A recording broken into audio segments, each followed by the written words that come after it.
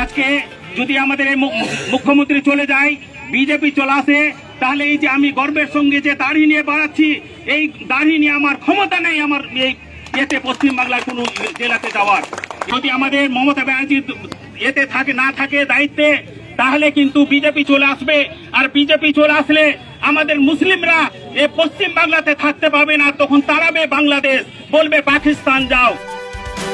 ভয়ঙ্কর উস্কানিমূলক মন্তব্য। কিন্তু আমরা জানি এই রাজ্যে তৃণমূলটা করলে আপনি যা খুশি তাই করতে পারেন, কারণ আইন তৃণমূলের বিরুদ্ধে প্রযোজ্য হবে না।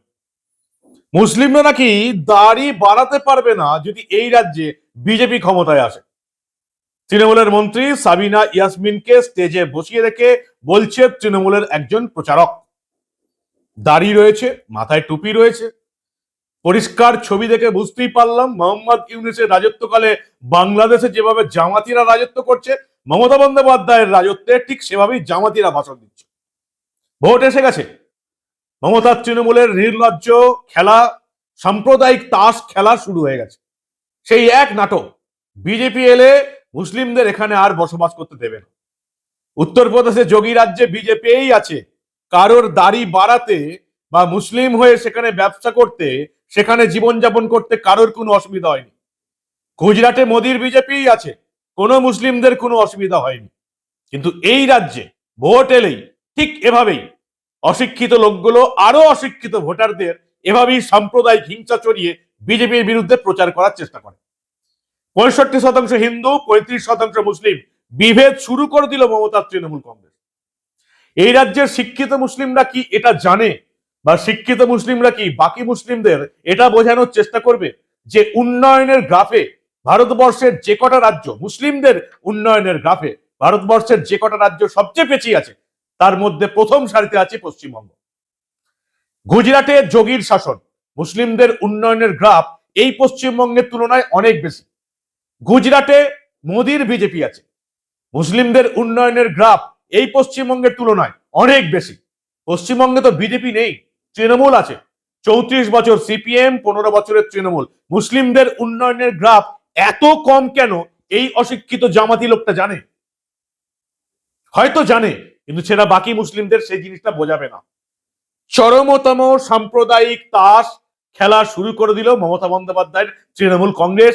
এবং যেখানে এই যে মালদার মোথাবাড়িতে যে অনুষ্ঠানটার ভিডিও আমি আপনাদের দেখাচ্ছি, যেখানে উত্তরবঙ্গ উন্নয়ন এবং সেচ প্রতিমন্ত্রী সাবিনা ইয়াসমিন মঞ্চে আলো করে বসে রয়েছেন, সেখানে মুসলিম নেতারা হিন্দু মুসলিম ভাগ করে দিলেন, 65%, 35% ভাগ করে দিলেন।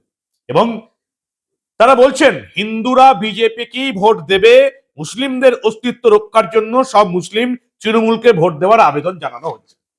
যেভাবে ইমামরা তৃণমূলকে ভোট দেওয়ার আবেদন জানান, সমগ্র মুসলিমদের ক্ষতি করা, মুসলিমদের উন্নয়নের গ্রাফ সবচেয়ে কম, এটা জানার পরেও ইমামরা তৃণমূলকে ভোট দেওয়ার কথা বলেন। ইমামরা তৃণমূলকে ভোট দেওয়ার কথা বলতে পারে, আর আমাদের এখানে যদি মন্দিরের পুরোহিত মহারাজরা হিন্দুদের রক্ষা করার কথা বলে, তাহলে তারা সাম্প্রদায়িক হয়ে যায়। কথা পরে হবে, আগে দেখুন সাবিনা ইয়াসমিনকে সাক্ষী রেখে একজন মুসলিম তৃণমূল কর্মী ঠিক কি রকম সাম্প্রদায়িক হিংসা শুরু করলেন, দেখুন আপনারা।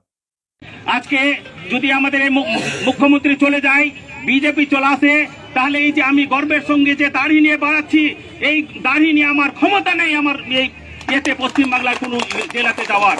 এদেরকে ধন্যবাদ রাখি, আপনারা যেই করেন না কেন, আগামী নির্বাচনে এই যে আমাদের সাবিনাদি দাঁড়াবে, মানে তৃণমূলের প্রতীক নিয়ে, দয়া করে আপনারা সকলে কিন্তু একসঙ্গে একজোট হয়ে ভোটটা দিবেনই। কেননা যে যদি আমাদের মমতা ব্যানার্জি এতে থাকে না থাকে দায়িত্বে, তাহলে কিন্তু বিজেপি চলে আসবে। আর বিজেপি চলে আসলে আমাদের মুসলিমরা এই পশ্চিম বাংলাতে থাকতে পারবে না, তখন তাড়াবে বাংলাদেশ, বলবে পাকিস্তান যাও। এখনই তো আমাদের এই মুখ্যমন্ত্রী এই দায়িত্ব থাকা অবস্থায় বিজেপিরা বলছে যে মুসলিম তাড়াও, দেশ বাঁচাও, মুসলিম তাড়াও, কেমন আর কি আমাদেরকে তো কাজেই বলছি আমরা ঐক্যবদ্ধ হয়ে আমাদের অভিষেক ব্যানার্জি, আমাদের মমতা ব্যানার্জি, সাবিনাদি কে এদেরকে আমাদেরকে রাখতেই হবে আর কি। যদি না রাখি তাহলে কিন্তু আমাদের মুসলিমদের বিশেষ করে ভয়ানক অবস্থা হবে। এটা বললাম, যদিও বলা আমার উচিত ছিল না, কিন্তু বললাম যে এই আমরা যদি না ভোটটা দিই, অন্য দল চলে আসে, তাহলে বিশেষ করে মুসলমানদের একেবারে সর্বনাশ হয়ে যাবে আর কি। এই যে দেখছেন আপনাদেরকে আমাদেরকে ভোটে বাদ দেওয়ার জন্য কত রকম করছে। আজকে 2002 সালে কার নাম নাই, কার বাপের নাম নাই, কার দাদুর নাম নাই, কার মায়ের নাম নাই, কি একদম আমরা জন্মান্তর থেকে এখানে বাস করে আসছি, অথচ আমরা নাকি বাংলাদেশি। আমরা বাংলাতে কথা বলি, তার মানে আমরা হচ্ছি বাংলাদেশি আর কি। কাজেই আমাদেরকে ঐক্যবদ্ধ হয়ে, আমাদেরকে সুশৃঙ্খল ভাবে, আমাদেরকে যে করে হোক একজোট হয়ে, যেই যা করেন না কেন, যে একজোট হয়ে আমাদের মমতা ব্যানার্জিকে, অভিষেক ব্যানার্জিকে, সাবিনা দিকে আমাদেরকে এই চেয়ারে রাখতেই হবে, এ বলে আমি আমার বক্তব্য শেষ করলাম। শ্রদ্ধেয়া মাননীয়া সাবিনা আহসান মহাশয়া ও উপস্থিত জনসাধারণ বৃন্দগণ, আমার শরীর খারাপ বলে আমি কিছু বলবো, অবশ্যই কিছু বলবো। যা বলা হয়েছে রজিত সাহেব যথেষ্ট বলে গেছে, আর আমার বলার অপেক্ষা থাকে না। তবে একটা আমি কথা বলছি, দেখুন আমাদেরকে একত্রিত হতেই হবে। কারণটা হচ্ছে এটা খুব পরিষ্কার হিসাব। আমাদের 2 নম্বর ব্লকে হচ্ছে 65% মুসলিম আর 35% হিন্দু। হিন্দুরা কিন্তু মানে সব ভোট বিজেপিকে দিবে। কাজেই আমরা যদি ইউনাইটেড না হই তাহলে কিন্তু অটোমেটিকলি ভারতবর্ষের বহু রাজ্য এখন বিজেপি শাসিত, কোথাও কোনো হিংসার ঘটনা কেউ দেখতে পায় না। শুধু পশ্চিমবঙ্গে ভোট এলেই এই রকমের সাম্প্রদায়িক হিংসাগুলো ছড়ানো হয় মমতা বন্দ্যোপাধ্যায় তৃণমূলের তরফ থেকে। মুসলিমরা 34 বছর সিপিএম কেই ভোট দিয়েছিল, হিন্দু ভোটাররা সিপিএম কে হটিয়ে পরিবর্তন এনেছিল। মুসলিম ভোটার যারা সিপিএম কে ভোট দিত, পুরো ভোটটা তৃণমূলে কনভার্ট হয়ে যায় বিজেপির এগেনস্টে। এবার কি বাঙালি হিন্দুরা পারবে যে তৃণমূলকে হটিয়ে আরো একবার এই রাজ্যে পরিবর্তন আনতে? মুসলিমরা কিন্তু তাদের ভোট বেশিরভাগটা তৃণমূলের পক্ষেই যাবে। যতই উন্নয়নের গ্রাফ এই রাজ্যে কম হোক না কেন, যতই উন্নয়নের গ্রাফ বিজেপি শাসিত রাজ্যগুলো মুসলিমদের বেশি হোক না কেন, এই রাজ্যে শিক্ষিতের হার এতটাই কম যে শিক্ষিত মুসলিম সমাজকে বোঝানোই যাচ্ছে না যে তৃণমূলের হাতে পড়ে মুসলিমরা এই রাজ্যে শুধু দুষ্কৃতী হয়ে গেছে। মরছে মুসলিম, মারছে মুসলিম, বগটুয়ে পুড়িয়ে মেরেছে, জ্যান্ত পুড়িয়ে মেরেছে। 10-12টা পরিবারকে বাইরে থেকে তালা দিয়ে পুড়িয়ে মেরেছে যারা, তারাও মুসলিম ছিল। যারা পুড়ে মরেছে বাচ্চা, শিশু, মহিলা সহ, তারাও মুসলিম ছিল। দুজনেরই একটাই পরিচয় কমন, কি? দুজনাই তৃণমূলী মুসলিম ছিল। মরছে যারা তারাও তৃণমূলী মুসলিম, মারছে যারা তারাও তৃণমূলী মুসলিম। মুসলিম শিক্ষিত সমাজ যে কবে জাগবে সেই জন্যই অপেক্ষা। আর না হলে এই রকমের সাম্প্রদায়িক হিংসামূলক ভাষণ, যত ভোট আসবে তৃণমূলের মুসলিম নেতারা মমতা বন্দ্যোপাধ্যায়ে অনুপ্রাণিত হয়ে তত এরকম হিংসা ছড়াতে থাকবে। পুলিশ গ্রেফতার করা উচিত ছিল এই রকমের ঘৃণা ভর্তি ভাষণ দেওয়ার জন্য। অবিশ্বাস্য ব্যাপার শুরু করে দিয়েছে তৃণমূলের মুসলিম নেতারা। কারা এই রাজ্যে সাম্প্রদায়িক বিষ ছড়াচ্ছে এবার হিন্দু আর মুসলিম দুই সমাজকেই বুঝতে হবে। সেই মুহূর্তে সবচেয়ে সাম্প্রদায়িক দলটার নাম এই রাজ্যে তৃণমূল কংগ্রেস, এই আজকের ভাষণ দেখেই পরিষ্কার বোঝা যাচ্ছে। মালদার মোথাবাড়িতে রাজ্যের মন্ত্রী সাবিনা ইয়াসমিন ঘাড় নাড়ছেন, দারুণ লাগছে তার। ভাগ করে দিলেন, পরিষ্কার হিন্দু মুসলিম ভাগ হয়ে গেল। তৃণমূল সাম্প্রদায়িক দল বলে বিজেপিকে, আর নিজেরা প্রতিদিন এই রকমের পশ্চিমবাংলার বুকে সাম্প্রদায়িক হিংসা ছড়িয়ে যাচ্ছে প্রতিদিন।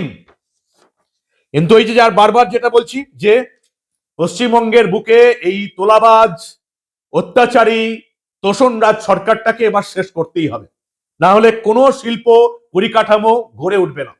একেবারে ভাতা আর ফ্রি রেশন ভরসা মানুষ হয়ে যাচ্ছে পশ্চিমবঙ্গের মানুষ, আর ভারতবর্ষের সমস্ত রাজ্য এগিয়ে যাচ্ছে। আর বাংলার মানুষকে কি করতে হবে? যে ছোট রাজ্যগুলো আমাদের অনেক তুলনায় পেছিয়ে ছিল, সেই অসম, বিহার, ওড়িশা, এই সবকটা রাজ্যে, ত্রিপুরা, এই সবকটা রাজ্যে পরিযায়ী শ্রমিক হয়ে যেতে হবে। উত্তরপ্রদেশ আর গুজরাটের কথা ছেড়েই দিলাম, সেই যোগী রাজ্যে যেতে হয়, মোদীর রাজ্যে যেতে হয় এই বাংলার পরিযায়ী শ্রমিকদের। হিসেব বলছে, বেসরকারি হিসেব বলছে 50 লাখেরও বেশি আছে, সংখ্যাটা কোটি ছাড়িয়ে যাবে। কিন্তু এই 50 লাখ পরিযায়ী শ্রমিক যারা আমাদের এখানের বাসিন্দা, যারা ভিন রাজ্যে কাজ করতে যায়, তাদের ধর্ম কি? এখান থেকে যে সমস্ত পরিযায়ী শ্রমিক ভিন রাজ্যে যায় তাদের 50% হিন্দু আর 50% মুসলিমও আছে। শুধুমাত্র হিন্দুদের কাজ করার জন্য এই রাজ্যে কাজ নেই বলে ভিন রাজ্যে যেতে হয় এটা কিন্তু নয়।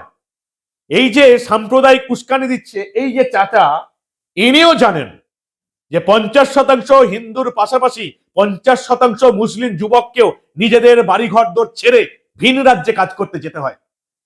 যোগীর বিজেপির রাজ্যেও যেতে হয়, মোদীর বিজেপির রাজ্যেও যেতে হয়, কারণ উত্তরপ্রদেশ এবং গুজরাট হচ্ছে কর্মসংস্থানের সবচেয়ে বড় দুটো রাজ্য। এরপরে যেতে হবে ওড়িশায় যেখানে বিজেপি আছে, এরপরে যেতে হবে বিহারে যেখানে বিজেপি আছে, এরপর অসম ত্রিপুরায় যেতে হবে যেখানে বিজেপি আছে। আর এই রাজ্যে বিজেপি এলেই এদের মুশকিল, পরিকাঠামো এলে এদের মুশকিল, উন্নয়ন হলে এদের মুশকিল, শিল্প এলে এদের মুশকিল। কারণ এই রাজ্যে শিল্প পরিকাঠামো উন্নয়ন যদি হয়, কেন্দ্রের সহযোগিতায় যদি হয়, সেখানে শুধু হিন্দুরা নয় মুসলিমরাও চাকরি পাবে। আমাদের রাজ্য থেকে পরিযায়ী শ্রমিক কমবে, হিন্দুরাও কমবে, মুসলিমরাও কমবে। কিন্তু এই যে চাচা অশিক্ষিতের মতন বুঝিয়ে যাচ্ছে যে বিজেপি এলে আমরা দাড়ি বাড়াতে পারবো না, এইটা এবারের এই মুসলিম সমাজের শিক্ষিত সমাজ, যুবক যুবতী এবারের ভোটে কতটা বিশ্বাস করে তার উপর অনেক কিছু নির্ভর করছে।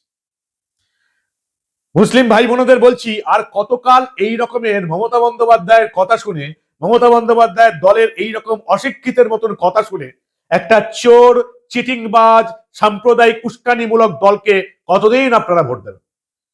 বাংলাদেশি মুসলিম এবং রোহিঙ্গা মুসলিম আসছে, তাদের কাদের ক্ষতি? শুধু হিন্দুদের ক্ষতি? কাজ আপনারা পাবেন? মুসলিম সমাজ কাজ পাবে? 10টা যদি চাকরি থাকে, এই 10টা চাকরির মধ্যে যদি বাংলাদেশ আর মায়ানমার থেকে আসা রোহিঙ্গারা চাকরি পেয়ে যায়, মুসলিমরা চাকরি পেয়ে যায়, আপনারা এই রাজ্যের বাসিন্দা হয়ে চাকরি পাবেন? হিন্দুই হোক আর মুসলিমই হোক।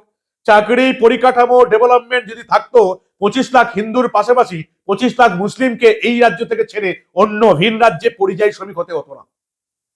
তাই হিন্দুদের পাশাপাশি মুসলিমদের বুঝতে হবে যে এই রাজ্যে আপাতত কেন্দ্রীয় সরকারই পারে শিল্প পরিকাঠামো উন্নয়ন করতে। মমতা বন্দ্যোপাধ্যায়ের পক্ষে ফ্রি রেশন আর ভাতার রাজনীতি ছাড়া আর কিচ্ছু সম্ভব নয়। আর এই মুসলিম চাচা বলছেন যে তৃণমূলকেই রাখতে হবে, নাহলে আমাদেরকে তাড়িয়ে দেবে, পাকিস্তানে তাড়িয়ে দেবে, বাংলাদেশে তাড়িয়ে দেবে। ভারতবর্ষের কোন রাজ্য থেকে মুসলিমদের পাকিস্তান এবং বাংলাদেশে তাড়ানো হচ্ছে আপনারা বলুন তো? এত বড় মিথ্যা ভাষণ, সাম্প্রদায়িক উস্কানিমূলক ভাষণ তৃণমূলের নেতারাই করতে পারেন। আমি জানি না মুসলিম সমাজের তরফ থেকে এর প্রতিবাদ হবে কিনা, আপনারা কি বলেন? তৃণমূলের এইরকম উস্কানিমূলক মন্তব্য, দাঙ্গা লেগে যাওয়ার মতন মন্তব্য কতদিন আপনারা সহ্য করবেন?